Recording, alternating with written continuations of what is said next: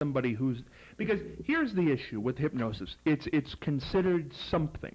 Hypnosis, a field, a certificate, a person who can do it is a hypnotist. How is that different from anybody else? If I am somebody who walks in and, for instance, that person in the white coat and gives the placebo, that doesn't make me a doctor. I can't go and perform heart surgery. But the person who walks in and gives... You can't even hand out placebos legally. Well, but this person, I can do it though.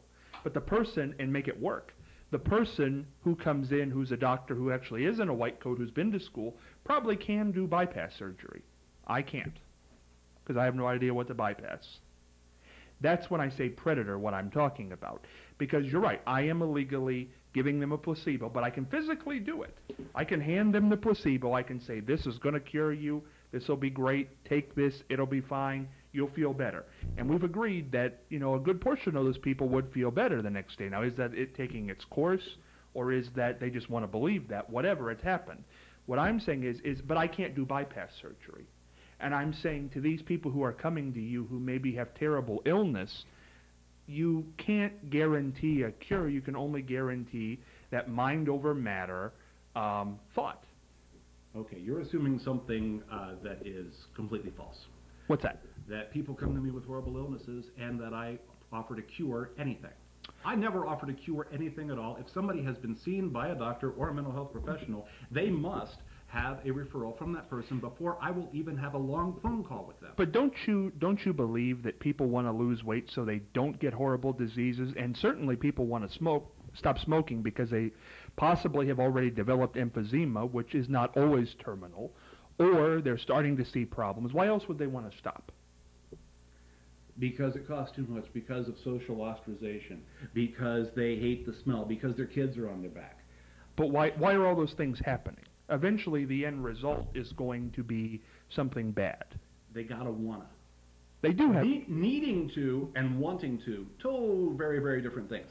I've had people calling me up and say, hey, I've got lung cancer, I've got emphysema, and my question to them is always the same thing. Why do you want to quit? And if they say, well, I don't want to, then I say, well, then I've got some really bad news for you, because I can't help you. And I think that's the point. I think that's the point of the conversation that we're having, is if they don't want to do it, it can't be done. Oh, absolutely. And I make darn sure they want to. Right. Because I don't want to waste their time.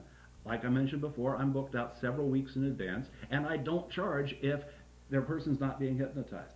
So I try to avoid that situation as much as possible. I will talk to them for a long time on the phone, and I'll try to find out, you know, why are you doing this? Why is this important to you? Because it needs to be important.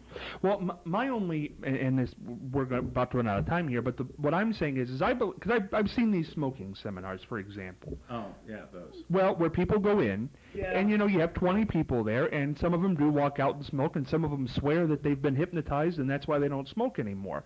Now, my belief is because that person who walked in there, long before they were ever hypnotized, as they were, believed that they wanted to stop smoking. It's just a want to stop. It's just a placebo that helps them along. It makes them believe that something pushed them. And for some of those people, you are absolutely correct. For some others, they were hypnotized. Hypnotizing a group is a crapshoot. You sort of got to aim for this statistical middle that doesn't really exist. You're going to have lots of outliers on the other side. And the other thing about these groups is that, and you don't really see them too much anymore, that's because of some weird legal stuff that happened in Indiana. They're what, 40, 50, 60 bucks? And considering what cigarettes cost these days, shooting 50 bucks into space for the possibility that the hypnotist is going to wave his magic hypno wand and turn your problem into his problem and then make it disappear, yeah, that'd be worth 50 bucks to take a flyer on that.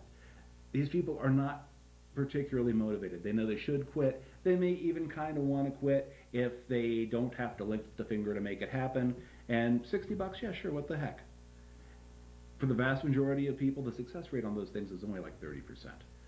And a lot of those people who do those are doing them to get a lot of people in the room, because a lot of times it's more than 20 people. It might be more like 200. It's to sell the stuff in the back. The tapes and the CDs and the supplements and the books and whatever the heck else they've got. It's why I don't do those. I mean, I'll do them if somebody hires me to come in, but I don't set the thing up and I advertise it, and way too much hassle because I'm here. I'm here the next day. Most of these guys who do the traveling hypnosis roadshow thing, they used to be from Indiana because they changed the laws there about who could and couldn't do hypnosis in Indiana, so they had to go elsewhere. Now they're from Texas for the same reason.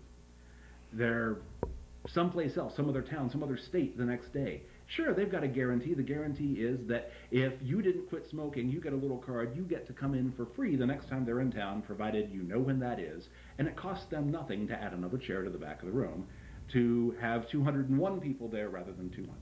Final question. If somebody comes to you and says, I want to quit smoking, I want to lose weight, but in their mind they still want to eat the cupcake, they still want to smoke, is there any possible way you could stop them?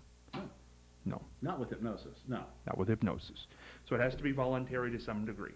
Yeah. Now the weight thing, there's some fudge factor on there. Yeah, you can have a cupcake occasionally. You can still be a slim person and have your occasional cupcake. You just can't have a whole pan of cupcakes.